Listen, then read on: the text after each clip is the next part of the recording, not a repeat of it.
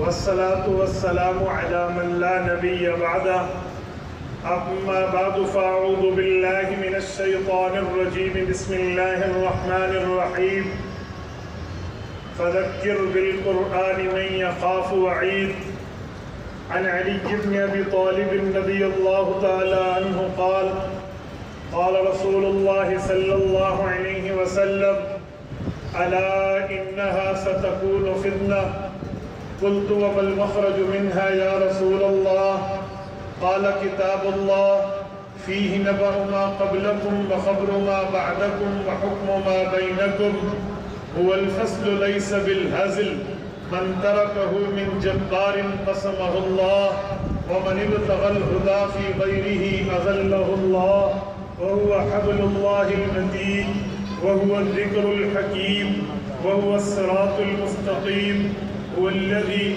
لا تزيغ به الأهواء ولا تلتبس به الألسنة ولا يشبع منه العلماء ولا يخلق عن كثرة الرد ولا ينقضي عجائبه هو الذي إذ سمعته الجن حتى قالوا إنا سمعنا قرآنا عجبا يهدي إلى الرشد فآمنا به من قال به صدق ومن عمل به أجر ومن حكم به عدل ومن دعا إليه هدي إلى صراط مستقيم رواه الإمام الهمام الترمذي في جامعه صدق الله العظيم وبلغنا رسوله النبي الأمي الكريم ونحن على ذلك لمن الشاهدين والشاكرين والحمد لله رب العالمین۔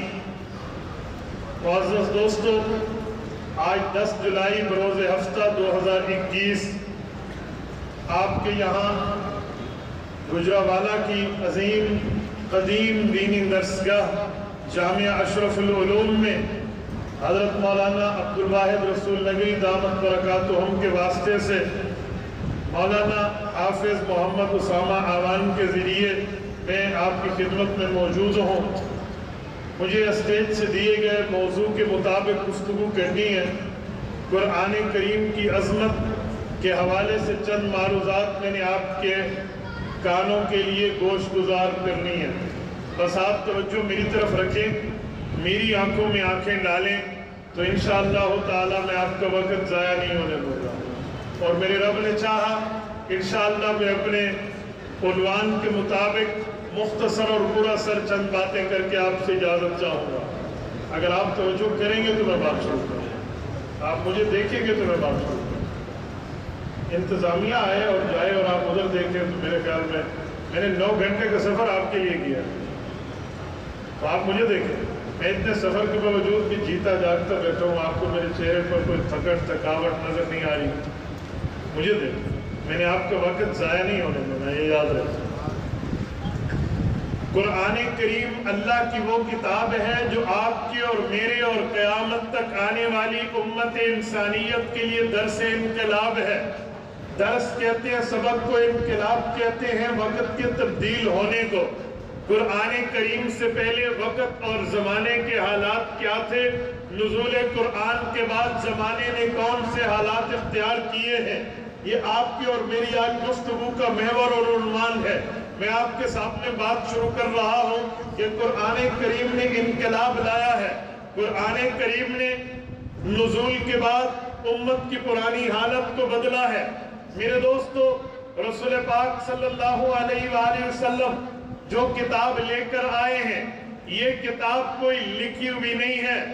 دنیا میں اس کو کسی نے اپنے ہاتھ سے پہلے لکھا نہیں تھا۔ جیسے پہلے کتابیں تھیں ویسے یہ نہیں ہے۔ تورات، زبور، انجیل اور صحائف آئے ہیں تو وہ لکھے ہوئے ملے ہیں۔ حضرت موسیٰ علیہ السلام نے 40 دن کو طور پر اعتکاف فرمایا تو 300 تختیوں میں لکھی ہوئی تورات ملی ہے۔ معبد خانے میں چلا کاٹا تو حضرت داؤد علیہ السلام کو زبور ملی ہے۔ عبادت گاہ میں عبادت پوری کی، متعین اوقات اور عبادت پوری ہوئے تو انجیل حضرت عیسیٰ علیہ السلام کو ملی ہے۔ لیکن قرآن کریم لکھا ہوا نہیں ملا۔ جب لکھا ہوا ملا نہیں ہے پھر اسے کتاب کیوں کہتے ہیں؟ عام طور پہ کہا جاتا ہے بھئی کتاب کا معنی لوح محفوظ میں لکھی ہوئی کتاب. میں نے کہا جی بالکل لوح محفوظ میں لکھی ہوئی کتاب تو تھی، لیکن وہ کتاب لکھی ہوئی تو حضور پہ نہیں آئی، وہ تو سنائی ہوئی آئی ہے، پڑھائی ہوئی آئی ہے، بتائی ہوئی آئی ہے، رسول اللہ تک اتاری ہوئی آئی ہے. ان لفظوں کو اتار کے حضور پاک کے سینہ اقدس میں جگہ دی گئی ہے. تو اس کو کتاب کیوں کہتے ہیں؟ اگر ہم قرآن کریم کا تتبع کریں، نزول قرآن میں اسماء قرآن کے ناموں کا استقصاء کریں، ان کی تلاش کریں، تو ہمیں 3 چیزیں بطور خلاصہ نظر آتی ہیں کہ اللہ رب العزت نے اس قرآن کو کلام اللہ بھی فرمایا ہے. اللہ رب العزت نے اس قرآن پاک کو قرآن مجید بھی فرمایا ہے. اللہ رب العزت نے اس قرآن پاک کو کتاب مبین بھی فرمایا ہے. گجرانوالہ کے غیرت مند مسلمانوں، کلام کہتے ہیں اسپیکنگ کو، بولنے کو، ایک دوسرے سے گفتگو کو، اسے کلام کہتے ہیں. قرآن کہتے ہیں پڑھنے کو، جسے ہم ریڈنگ کہتے ہیں. قرآن پڑھنے کا نام ہے، اور کتاب رائٹنگ، کتاب لکھنے کا نام ہے. یہ تینوں نام ایک دوسرے سے میل نہیں کھاتے. بھئی یہ کلام اللہ کا بولا ہوا ہے، تو قرآن پڑھا ہوا کیسے ہے؟ اگر قرآن پڑھا ہوا ہے تو کتاب کا معنی لکھا ہوا، یہ لکھا ہوا کیسے ہے؟ کیا قرآن بول کے اتارا گیا تھا، پڑھ کے اتارا گیا تھا، لکھ کے اتارا گیا تھا؟ وجہ کیا ہے؟ یاد رکھیں، اگر قرآن کریم کسی انسان کا بنایا ہوا ہوتا تو اس میں اختلاف ہوتا، اس میں افتراق ہوتا، اس میں فرقہ واریت ہوتی، اس میں پھڈے بازی ہوتی. لیکن یہ قرآن خالق کے کائنات کا اتارا ہوا ہے، مخلوق کا نہیں ہے. خالق جل وعلا نے کلام اللہ کو بذریعہ جبرائیل امین رسول پاک علیہ السلام پہ نازل فرمایا ہے. اس میں کوئی تعارض نہیں ہے، کوئی objection نہیں ہے، کوئی اعتراض نہیں ہے، کوئی شک و ریب نہیں ہے، کسی قسم کا کوئی ٹکراؤ اور تعارض نہیں ہے. جب ٹکراؤ اور تعارض نہیں ہے تو یہ کلام ہے، قرآن ہے، کتاب ہے کیا؟ میرے دوستو یہ تینوں ہیں. میں آپ کی خدمت میں پیش کر رہا ہوں. حیثیت بدل جاتی ہے، وقت کے ساتھ معاملہ تبدیل ہو جاتا ہے. میں بلا تشبیہ و مثال سمجھاتا ہوں. بچپن میں بچہ ہے، لڑکپن میں لڑکا ہے، جوانی میں جوان ہے، بڑھاپے میں بوڑھا ہے. کوئی کہے گا کل تو بچہ تھا آج لڑکا کیسے؟ اور کل تو لڑکا تھا آج جوان کیسے؟ اور کل کا جوان تھا آج بوڑھا کیسے؟ بتایا جائے گا تعدد اوقات پر محمول ہے. اوقات علیحدہ ہے، زمانے علیحدہ ہے، وقت علیحدہ ہے، حالات علیحدہ ہے، تو کیفیات علیحدہ ہے. ہر زمانے ہر وقت کی بات ہے، تو اس زمانے اور اس وقت پہ اس کو وہ نام دیا جاتا ہے. میں نے کہا جی ہاں، یہ قرآن کریم کلام اللہ بھی ہے، یہ قرآن کریم قرآن مجید بھی ہے، یہ قرآن کریم کتاب اللہ بھی ہے. بھائی وجہ کیا ہے؟ میں نے کہا سنیں، جب اللہ رب العزت نے کلام اللہ اتارنے سے پہلے کلام اللہ کی تلاوت کی ہے تو اسے اللہ نے بولا ہے. یہ اللہ کے بول ہیں، یہ اللہ کی باتیں ہیں، یہ اللہ کے قول ہیں، یہ اللہ کے فرمان ہیں. حدیث پاک میں ہے، امام احمد ابن محمد ابن حنبل شیبانی رحمہ اللہ المتوفى 241 ہجری مسند احمد میں روایت لائے ہیں.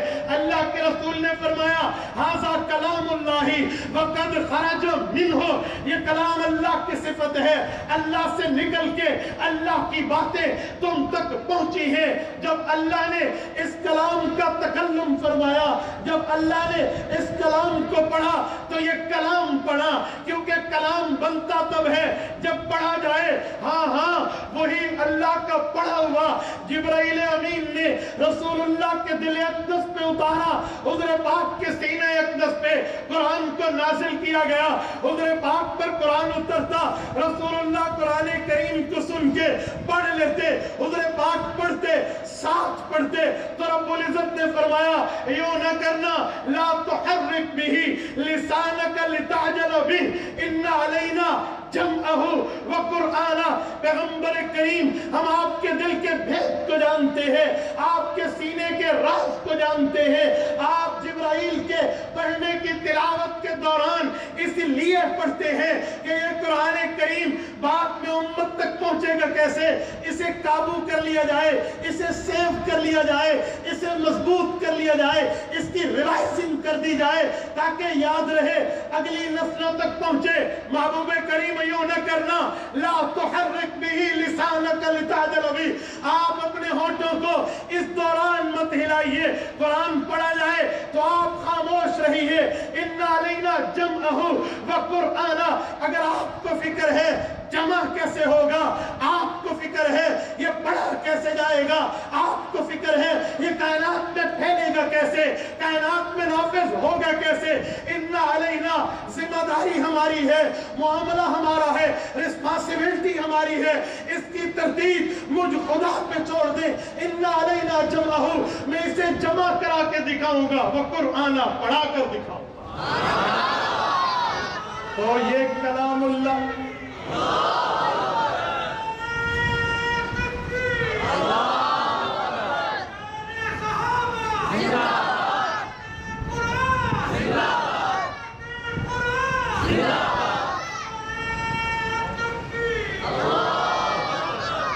اللہ رب العزت کے کلام پہ یہ کلام اللہ بنا، حضور کے پڑھنے پہ یہ قرآن مجید بنا۔ قرآن پڑھی ہوئی کتاب جسے پڑھا جائے، قرآن قرأ یقرأ، حضور پاک نے پڑھا ہے تو قرآن بنا ہے۔ اب آئیے یہ کتاب کب بنا؟ رسول اللہ کی فکر تھی جمع کیسے ہوگا، آیتیں کبھی کبھی اتری ہیں، سورتیں کبھی کبھی اتری ہیں، 114 سورتیں ہیں، 6500 سے زائد علی اختلاف الاقوال آیات ہیں، 540 رکوع اور 30 پارے اور 7 منزلیں ہیں۔ یہ کلام اللہ 86 مکی اور 28 مدنی صورتوں پہ مشتمل ہے۔ جمع کیسے ہوگا، آگے امت تک پھیلے گا کیسے، لکھا کیسے جائے گا؟ کلام اللہ، اللہ کا بولنا، قرآن حضور کا پڑھنا۔ آؤ سورۃ بقرہ آیت نمبر 2، سورت نمبر 2، رب کائنات نے قرآن کریم کے لیے ارشاد فرمایا، الف لام میم ذالک الکتاب لا ریب فیہ، اے پیارے پیغمبر یہ وہ کتاب ہے جس میں شک، سارے بولیے غیرت سے، جس میں شک کوئی نہیں ہے۔ سوال یہ ہے، ذالک الکتاب، یہ کتاب وہ ہے، کتاب کہتے ہیں رائٹنگ، لکھنا، یہ لکھی ہوئی کہاں، یہ تو کلام ہے، لکھی ہوئی کہاں، یہ تو قرآن ہے۔ اللہ آپ نے سورۃ بقرہ میں لکھنے کی بات فرمائی ہے، ذالک الکتاب لا ریب فیہ، اس لکھنے میں شک کوئی نہیں۔ اگر دیکھا جائے عام نظر میں سوال پیدا ہوتا ہے، ہونا یوں چاہیے تھا، ذالک الکلام لا ریب فیہ، کلام میں شک کوئی نہیں، ذالک القرآن لا ریب فیہ، حضور پاک کے پڑھنے میں شک کوئی نہیں۔ پر رب نے یوں نہیں فرمایا، ذالک الکتاب لا ریب فیہ، لکھنے والے کے بارے میں فرمایا اس کی لکھائی میں شک کوئی نہیں ہے۔ وجہ کیا ہے بھائی؟ وجہ یہ ہے یہاں 3 معاملات کا دخل ہے، 3 کریکٹر کی انٹریس ہے۔ بھائی وہ کیسے؟ اللہ نے بولا ہے، رسول اللہ نے پڑھا ہے، اللہ وہ ہے لا یضل ربی ولا ینسا، سورت نمبر 20، سورت طٰہٰ، پارہ نمبر 16، حضرت موسیٰ علیہ السلام کی زبان اقدس سے رب کائنات نے ارشاد فرمایا، لا یضل ربی ولا ینسا، اللہ کے ہاں کوئی خرد و رو، اللہ کے ہاں کوئی اوپر نیچے بھی نہیں ہے، رب العزت کے ہاں بھولنا بھی نہیں ہے، گمراہی بھی نہیں ہے، ٹریک سے ہٹنا بھی نہیں ہے، پٹری سے اترنا بھی نہیں ہے۔ تو اللہ کو تو غلطی لگ نہیں سکتی، اللہ کے ہاں تو غلطی کا کانسیپٹ اور تصور ہی نہیں ہے۔ تو ذالک الکلام لا ریب فیہ نہیں فرمایا۔ بات آئی رسول اقدس کی، حضور پاک علیہ السلام کی ذات اقدس، وہ ذات ہے جسے قرآن کریم کہتا ہے، اِنَّا فَتَحْنَا لَكَ فَتْحًا مُبِينًا لِيَغْفِرَ لَكَ اللَّهُ مَا تَقَدَّمَ مِنْ ذَنبِكَ وَمَا تَأَخَّرَ، پارہ نمبر नंबर 26 सूरत फतह आयत नंबर 1 और 2 रब कायनात ने फरमाया पैगंबर इस्लाम की कोई हस्ती नहीं है और जिसे समझते हो अगली पिछली माफ है, थोड़ा आगे चलिए 27 का पारा है, सूरत नजम है, आयत नंबर 3 आयत नंबर 4 रब कायनात फरमाते हैं फमा यंतिकु अनिल हवा इन हुवा इल्ला वह्युन यूहा। पैगंबर की ज़बान अक़दस पे रब्बुल इज्जत का वो पहरा है। पैगंबर यंतिक यतकल्लम नहीं फरमाया, कंप्लीटली सेंटेंस पूरे जुमले की बात नहीं की, यंतिक पैगंबर अधूरा जुमला भी बोले तो उसमें मैं ऊपर भी अल्लाह का पहरा, अल्लाह की निगरानी, अल्लाह की निगहबानी में, अल्लाह रब्बुल इज्जत की निगरानी में पैगंबर का कलाम है। हुजूर मासूम है, गलती मुमकिन नहीं है, पैगंबर मासूम है, गुनाह मुमकिन नहीं है, पैगंबर मासूम है, खता मुमकिन नहीं है। इसीलिए ज़ालिकल कलामो ला रैब फीह नहीं फरमाया, ज़ालिकल कुरआनो ला रैब फीह नहीं फरमाया। हाँ हाँ वो कलाम जो अल्लाह ने बोला, वो कलाम जो रसूलुल्लाह ने पढ़ा, जब बारी आई हज़रत पाक के सहाबा के लिखने की, सहाबा कराम खुदा नहीं है गलती न हो, सहाबा अंबिया नहीं है गलती न हो, और गलती तो हो जाएगी बाद में कोई गलीज नस्ल गंदी नाली का गंदा कीड़ा उठ के कह दे अबू बकर से गलती हुई, उमर से गलती हुई, उस्मान से गलती हुई, हैदर कर्रार से गलती हुई, इब्ने मसूद ने ठीक नहीं लिखा, मुआविया बिन अबी सुफियान से गलती हुई, इब्ने अब्बास ने गलत किया, अबू ज़र ग़िफ़ारी ने गलत किया, और अम्मार इब्ने यासिर ने ठीक न किया, और फलां ने नऊज़ुबिल्लाह पैगंबर की सहाबा कराम की ज़वात क़ुदसिया पर एतराज हो सकता था, ऑब्जेक्शन हो सकता था, इश्काल हो सकता था, नुक्ता आ सकता था। इन्होंने गलत लिखा, ठीक नहीं लिखा, कोई कमी बेशी कर दी, कोई ऊंच नीच कर दी, कोई ऊपर नीचे कर दिया, कोई ऊपर नीचे करके खुर्द बुर्द कर दी है, तो पैगंबर इस्लाम पे अल्लाह ने सूरत बकरा आयत नंबर 2 उतार के इस एतराज के मोहतरज़ीन का कला कमा करते हुए फरमाया जो अल्लाह ने बोला उसमें भी शक नहीं, हुजूर ने पढ़ा उसमें भी शक नहीं। किताब बनी तब जब कातिबीन वही ने लिखा, पैगंबर के सहाबा ने लिखा, जमात मुस्तफा ने लिखा, और इनके हाथों पे एतराज न करना वजह फी सुहफ़ मुकर्रमा, कुरान के सहीफे बड़ी इज्जत वाले हैं, मरफूआ बुलंद है, मुतहरा पाकीज़ा है, बिअयदी उन हाथों में है, सफरा किरामिन बररा उन हाथों में है जो फरिश्ता सिफत लोग हैं। फरमाया ला, अल्लाह ने नफी का लफ्ज उतारा, फरमाया ज़ालिकल किताबो, ये वो कुरान जो हुजूर ने पढ़ा, वो कलाम जो अल्लाह ने बोला, अब कलाम और कुरान किताब बन रहा, लिखने की वजह से, सहाबा की किताबत की वजह से ये अब किताब बना। ज़ालिकल किताबो ला रैब फीह, जैसे अल्लाह की ज़ात में कोई शक नहीं है, ठीक बोला, हुज़ूर पाक की ज़ात अक़दस पे कोई शक नहीं है, ठीक पढ़ा। ऐसे सहाबा के मजमूए किताबत पर किसी किस्म का कोई शक नहीं है, ठीक लिखा ज़ालिकल किताबु ला रैब फीह।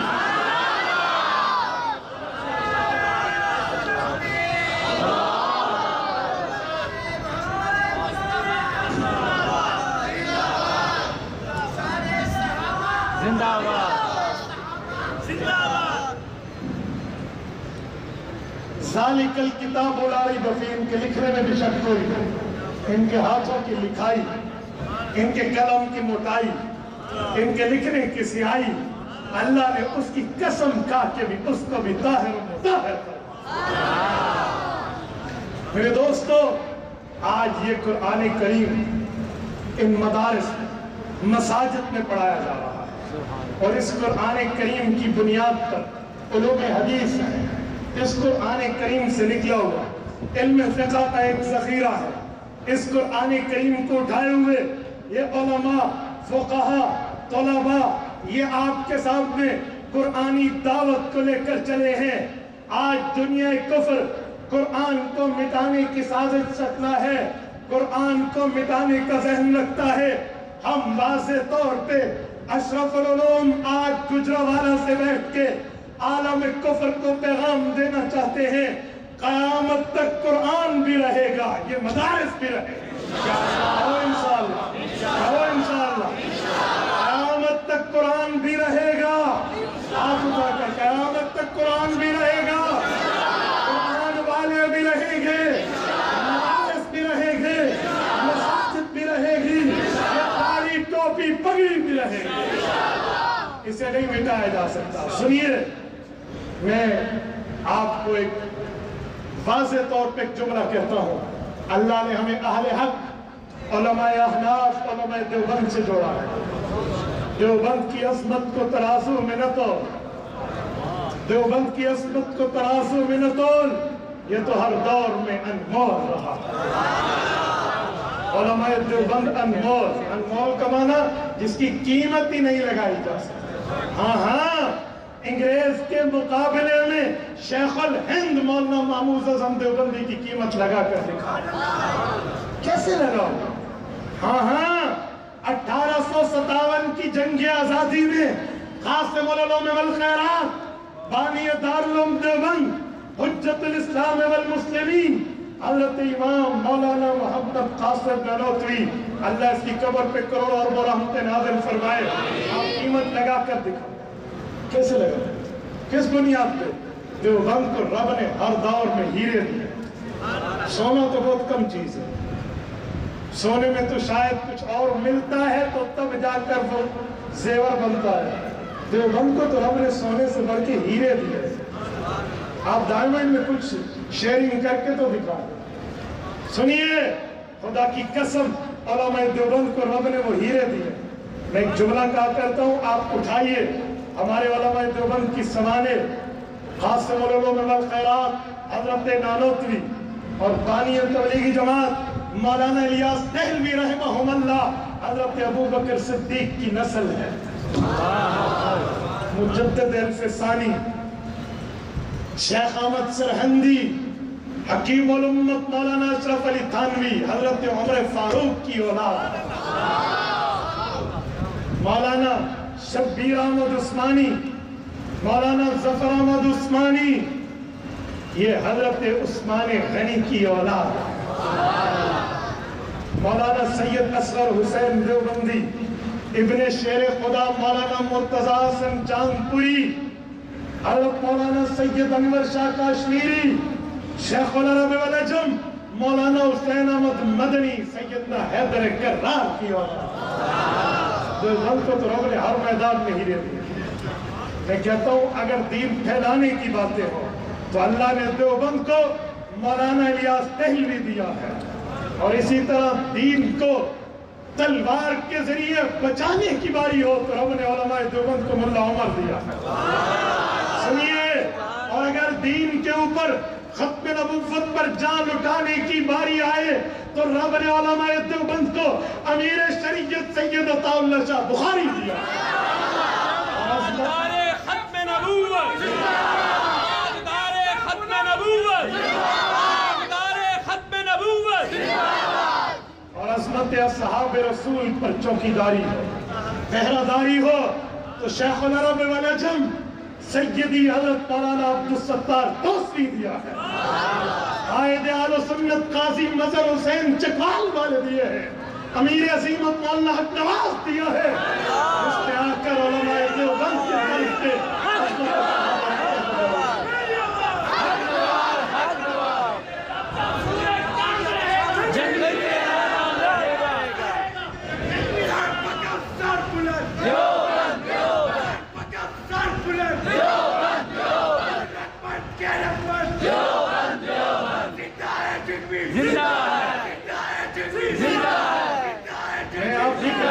جملہ مزید عرض کر رہا ہوں، اور مناظرے کی میدان میں اگر علماء دیوبند علماء احناف پر اعتراض آئے تو دین بچانے کے لیے اللہ نے علماء دیوبند کو متکلم اسلام مولانا الیاس کو منظور، اور ہضم کر پاؤ تو میں کہتا ہوں امریکہ جیسی سپر پاور کی تم پہ پاؤں رکھنے کے لیے رب نے علماء دیوبند کو قائد ملت اسلامی مولانا فضل الرحمان،